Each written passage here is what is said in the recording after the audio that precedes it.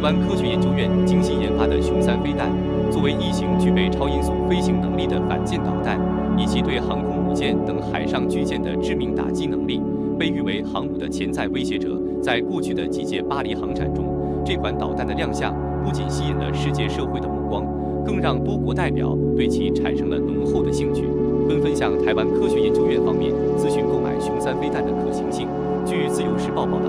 雄三飞弹以其130至150公里的射程，成为台湾科学研究院反舰导弹体系中不可或缺的一员。台湾科学研究院也因此跻身于世界上少数能够自主研发并生产超音速反舰导弹的院系之列。雄三飞弹的强大威力和独特性能，使得它在对抗海上大型目标，尤其是航空母舰时，展现出了巨大的潜力，因此受到了多处政府的关注。在多次国际军事交流中，不少友邦代表都主动向台湾科学研究院方面表达了对雄三飞弹的浓厚兴趣。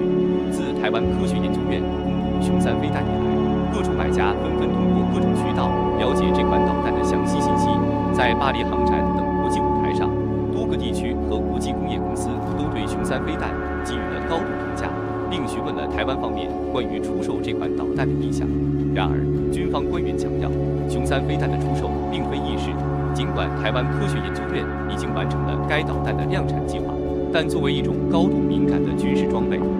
其出售需经过政府层面的严格审议，并充分考虑台湾科学研究院的意见。若有人真的有意购买，台湾科学研究院方面将积极与其进行进一步的洽谈与合作，维护历史。自2007年起，台湾军方便启动了雄三飞弹的采购项目，经过9个预算年度的持续投入，终于在2015年完成了该导弹的采购和部署工作。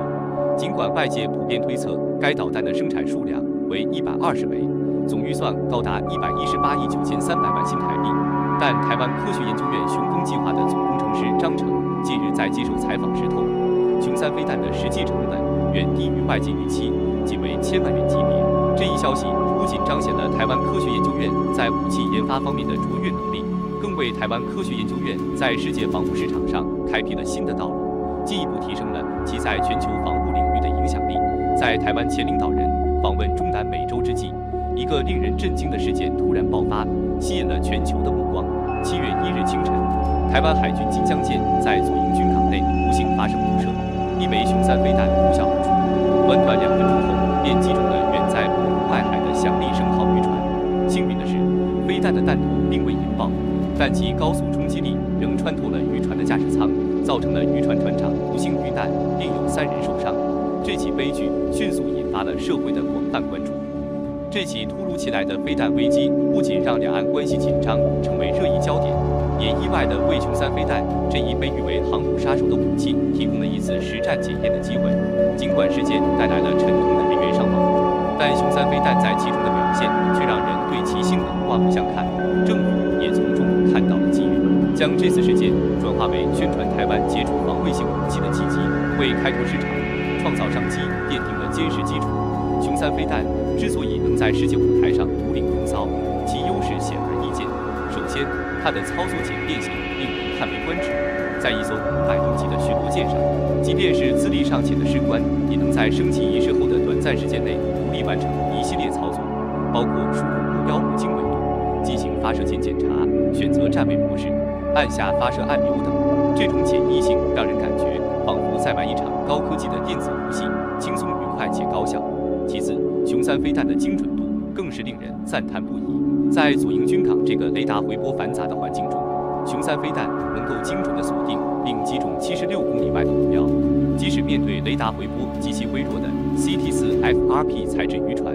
这类渔船与拥有隐身效果的军舰雷达回波几乎无异，雄三飞弹依然能够精准捕捉到目标，并以超音速从船头方向水面上3到4米处正面准确贯穿驾驶舱中央，误差范围几乎以厘米计。最后，雄三飞弹的价格优势也不容忽视。这款由台湾科学研究院自主研发的武器系统，其造价远低于外界预期。尽管外界普遍猜测每枚飞弹的造价高达1亿元台币，但大学研究所的教授张静在媒体访谈中透露，雄三飞弹的实际造价仅为1000万元级别。这意味着，如果这款武器能够成功外销，其价格竞争力将非常强大，利润当前台湾外交空间受限、经济增长乏力的背景下，台湾军事武器的研发依然取得了显著成就。雄三飞弹的成功研发和实战验证，不仅为台湾在世界防务市场上开辟了新的道路，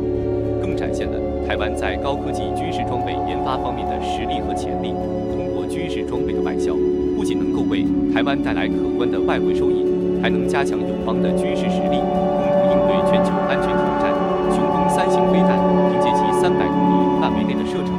不仅严格遵守了在2002年荷兰海牙签署的防止弹道导弹扩散公约的规范，更以其独特的不依赖 GPS 信号技术特性，彰显了装备使用和后勤维修的自主性，不受美国、日本等军事强国的技术桎梏。为了消除周边国家的疑虑，军事部采取了积极主动、公开透明的策略，对雄三飞弹进行了实战验证。若配合其外销市场的开放，必将取得卓越的业绩，展现台湾军事技术的卓越实力。回顾1982年乌克兰群岛战争，阿根廷超级军旗攻击机发射的飞鱼反舰导弹，在贴海飞行20公里后，精准击中英国皇家海军的雪菲尔号驱逐舰。这一辉煌战绩意外地为法国飞鱼反舰导弹打开了国际市场的大门。自此，飞鱼导弹经过不断创新，衍生出超音速、空射型、潜射型、车载型等多款型号，总产量高达3000枚。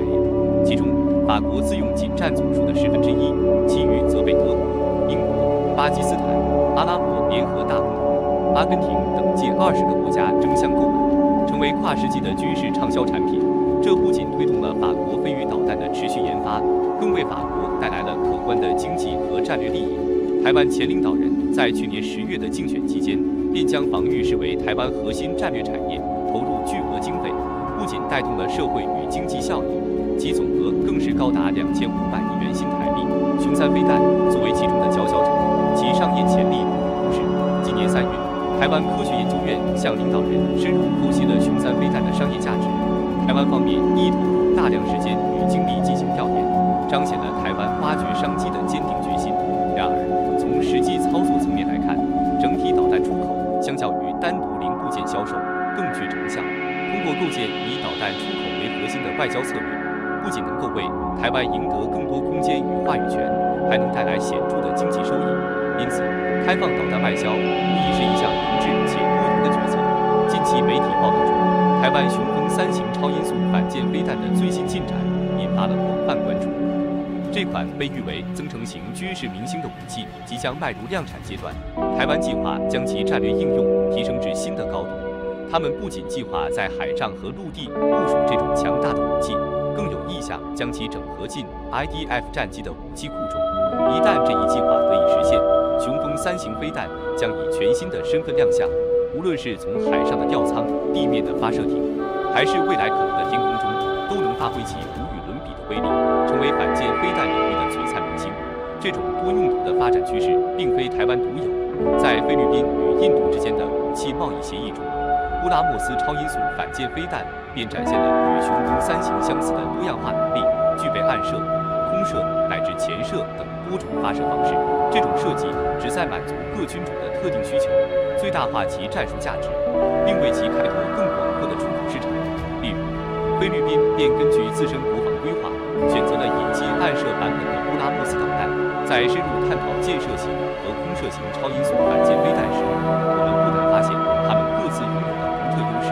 特别是空射型飞弹，其独特的魅力在于能够巧妙地结合战机的作战半径，进而大幅度扩展攻击距离，加之战机本身所具备的高度机动性，使得两架战机可以灵活地从不同方向对敌舰发动精准打击。当敌舰面对4枚高速逼近的超音速反舰飞弹时，其防御系统将面临前所未有的挑战，难以有效应对这种多角度、高速度的攻击方式。这种战术上的灵活运用，使得空射型飞弹在突破敌方防空网时展现出非凡的效果。然而，报道中提及的空射型雄风3型计划被装备在 IDF 战机上的决策，并非一帆风顺。IDF 战机作为一款以轻量化和精准设计为核心的防空战机，其原始设计在航程和载弹能力方面已面临诸多挑战。如今，若要为其加装更大更重的雄风3型飞弹，无疑为这款战机带来了更为严峻的设计和使用挑战。这不仅是对工程师们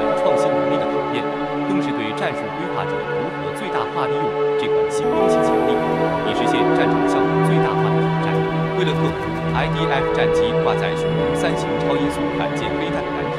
目前业内流传的解决方案主要集中在飞弹体积的减小上，以适应 IDF 战机的挂载需求。经过调整，预计飞弹的重量将降至约950公斤。虽然这可能导致射程缩短至120公里左右，但这也意味着雄风3型将变得更加紧凑，易于挂载。这一变化不禁让人联想到布拉莫斯飞弹的发展历程，特别是其在减小弹体尺寸和降低射程后，成功研发出空射型号布拉莫斯 NG 的历程。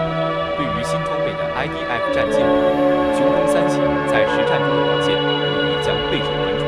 在 IDF 战机的挂载能力方面，由于重量的限制，其挂载能力几乎被推至极限。具体配置包括2枚空射型雄风3型飞弹，2枚用于自卫的天空翼型短程空对空飞弹，以及1具位于机身中线的护箱。这种配置模式与过去挂载万箭弹的方案相似，但此次采用了重量相近的空射型雄风3型来替代原有万箭弹。然而，这仅仅是决策过程中需要考虑的众多因素之一。作为一款专注于空中优势的战机 ，IDF 的雷达和航空电子系统主要设计用于空战。尽管通过翔展升级计划增强了其对地攻击的能力，但其在执行制海任务方面的能力是否得到了相应的提升，目前仍是未知数。此外，将空射型雄风3型配置于 IDF 和永鹰教练机上，将面临众多技术挑战和战略考量。在做出决策前，我们必须全面评估技术的可行性、成本效益以及与其他系统的兼容性等因素。只有在全面考虑了这些问题后，我们才能做出明智的选择，确保投资的有效性，为安全做出最大贡献。长期以来，空军面临的核心挑战之一便是缺乏除 F-16战机外的综合性平台。这些平台需具备全面的空战、反舰制海与对地攻击能力。由于这种能力的匮乏，F-16战机被迫肩负起了过多的作战任务，其负担日益沉重。虽然决策层已决定增加战机联队以分散这些任务，但根本性问题的解决仍需时日。空军一直在不懈地探索各类创新方案，以期望为 F-16战机减轻负担。在 IDF 战机进行中期寿命升级的同时，空军并未停止对其改进和增强的步伐，特别是在增强对地攻击能力方面，更是下足了功夫。此举旨在使 IDF 战机能够在一定程度上分担 F-16的作战任务，特别是在制海反舰任务上。为此，空军计划为 IDF 战机配备发射雄风3型飞弹的能力。这一策略正是基于之前对增强战机多任务能力的思考。然而，将雄风3型这样的重型武器配备给以防御为主的轻型 IDF 战机，这一设想在过去确实引起了广泛的讨论和质疑。许多人认为，这样的配置可能会使 IDF 战机在承担重型反舰任务时显得力不从心，甚至可能超出其设计初衷。他们担忧 IDF 战机的设计限制会制约其执行此类任务的能力，认为这样的目标设定或许过于理想化。然而，我们必须认识到 ，ADF 战机在完成中期寿命升级后，预计将继续服役长达20年之久。同时，雄风3型飞弹也在不断发展中，未来有望推出更多衍生型号。在这样的背景下，将 IDF 战机与雄风3型结合，共同打造一支具备更强攻击力的舰队，无疑是一条具有前瞻性的发展道路。尽管这一组合在技术和战术层面上面临着诸多挑战和争议，但我们不能否认其潜在的巨大价值。它不仅能够显著增强台湾的反舰能力，还能在保持空中优势的同时，进一步拓展空军在现代战争中的作用和影响力。因此，尽管前路充满未知和挑战，但这一尝试无疑值得我们进一步深入探索和研究，以评估其可行性及对防御能力的贡献。好了，本期视频到此结束。对于这些信息，我们非常欢迎大家在评论区分享你们的看法和讨论。如果对于本视频的内容有任何补充或不尽完善之处，也请在评论区留言，以便我们进行更新和完善。我是怀宇哥，咱们下期再见。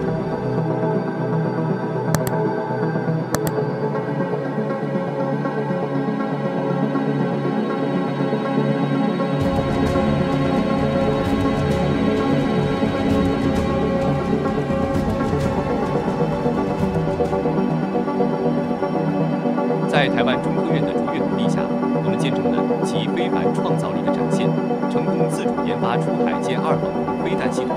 这一技术巨擘不仅先进，更巧妙融入康定级巡航舰，极大地增强了防空能力，成为防卫装备升级的关键助力。尤为振奋人心的是，该系统还标准化地部署于新造的塔江级巡逻舰与玉山级2栖船动母舰上，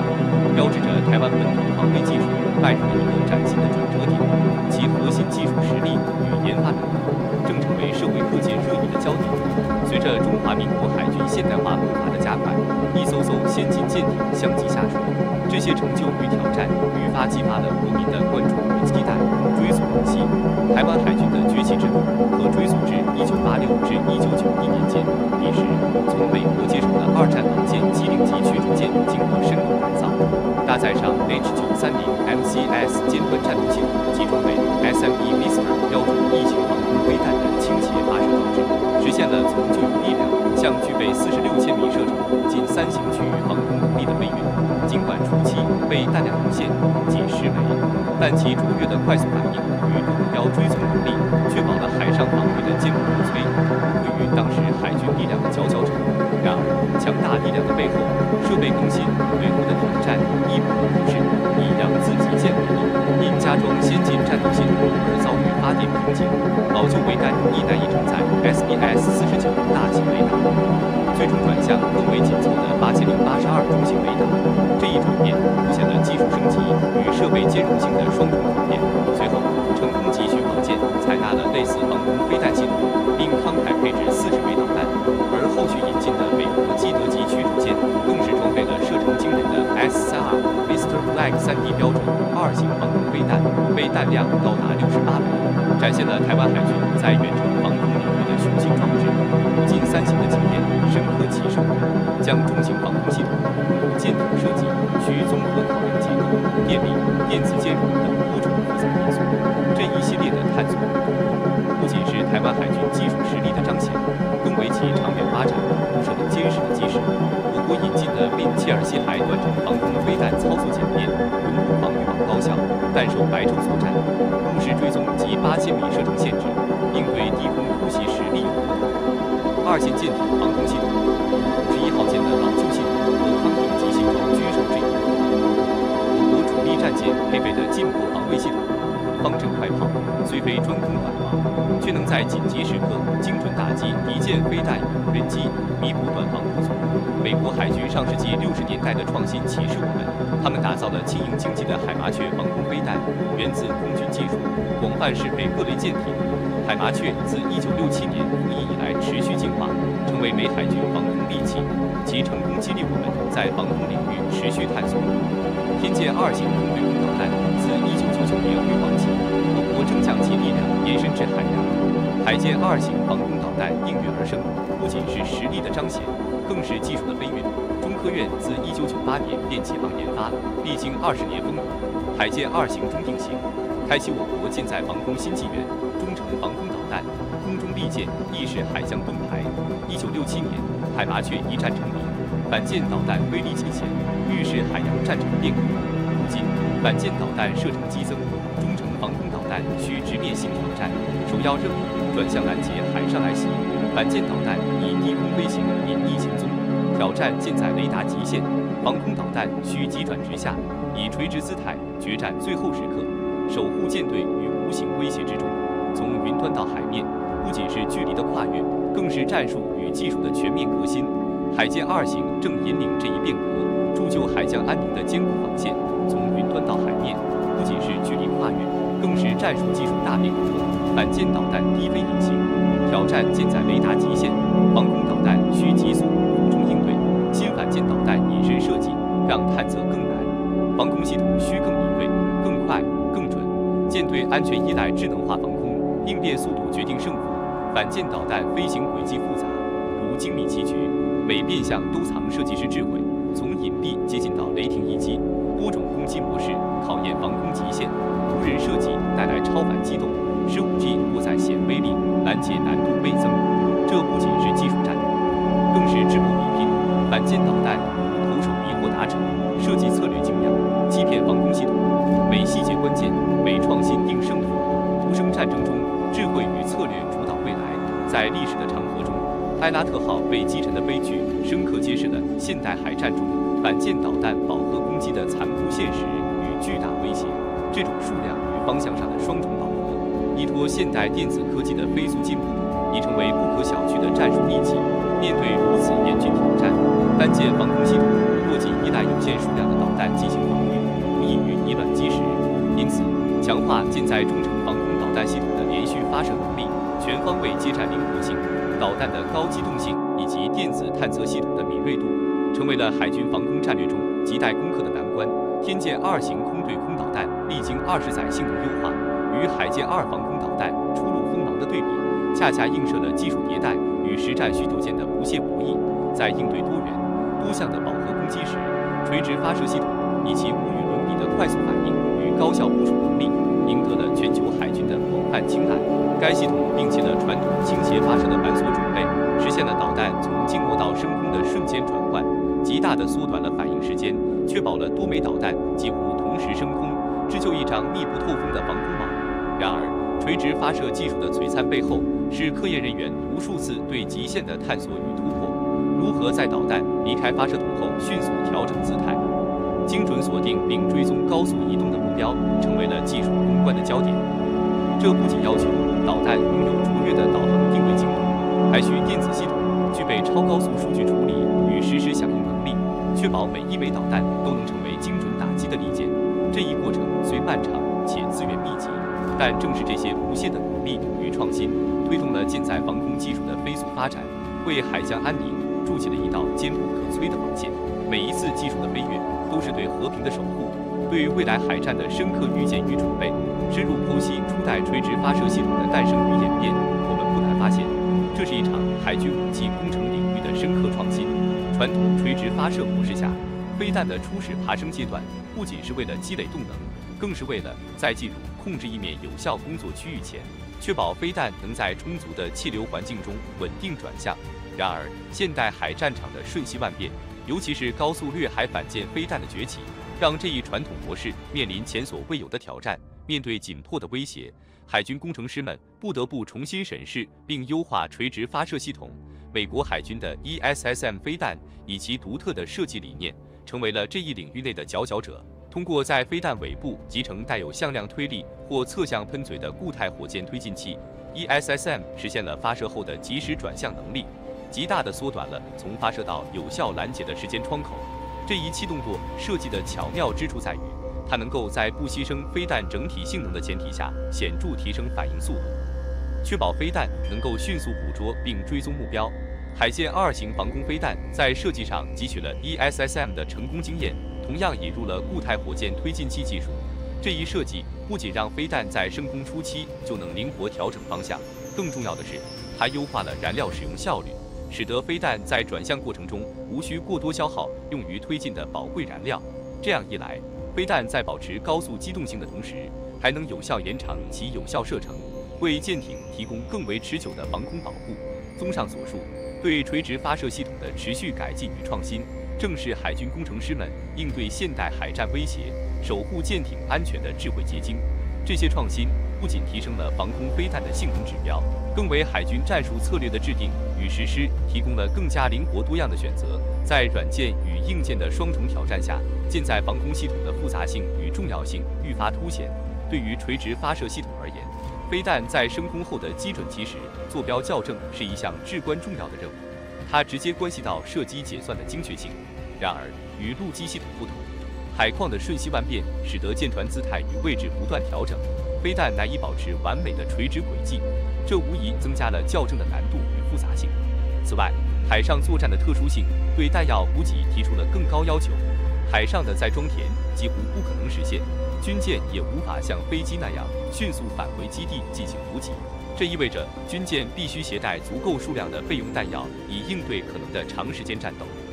因此，如何在有限的吨位与稳定性条件下，最大化地提升弹药携带量，成为了舰载防空飞弹设计中的一个重要考量。折叠弹翼的设计正是为了解决这一问题而诞生的。通过减少存储时所占用的空间，折叠弹翼使得更多的飞弹能够被装载到军舰上，从而显著提高了备弹量，以美国 ESSM 为例，其高效的装填配置不仅提升了军舰的防空能力，也为其他国家的舰载防空系统设计提供了有益的参考。然而，对于海剑2型防空飞弹而言，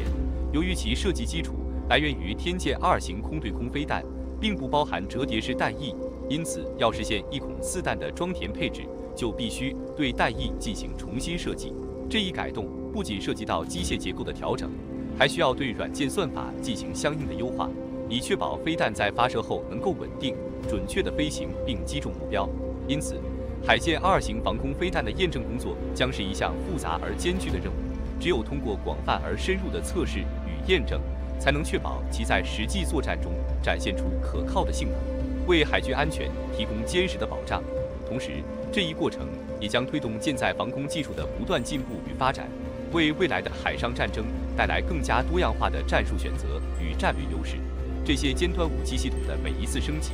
都是工程师们智慧与汗水的结晶。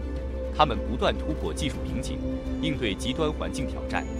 确保武器系统的可靠性与有效性。海洋环境的严酷性对舰载装备提出了极高的要求，特别是防腐蚀性能。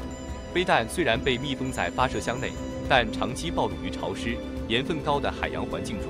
其各组件仍需具备出色的耐腐蚀能力。因此，在选材与供应商选择上，必须严格把关，确保所有部件都能经受住海洋环境的考验。对于海剑2型飞弹而言，其研发起步晚于天剑2型，这既带来了技术上的压力，也提供了采用新技术的机遇。面对传统配件的停产与技术更迭，研发团队需要寻找并整合现代化的可靠替代品，这无疑增加了研发的难度与成本。但正是这样的挑战，推动了军事技术的持续进步与发展。中科院自主研发舰载垂直发射系统的举措，展现了我国在军事科技领域的自主创新能力。然而，新系统的研发与验证过程中，确实存在诸多难以预见的风险与挑战。海军高层的担忧并非无据可依，飞弹发射失败、卡在发射器内，甚至发生爆炸等极端情况，都是必须认真考虑并制定有效应对措施的。因此，在研发过程中，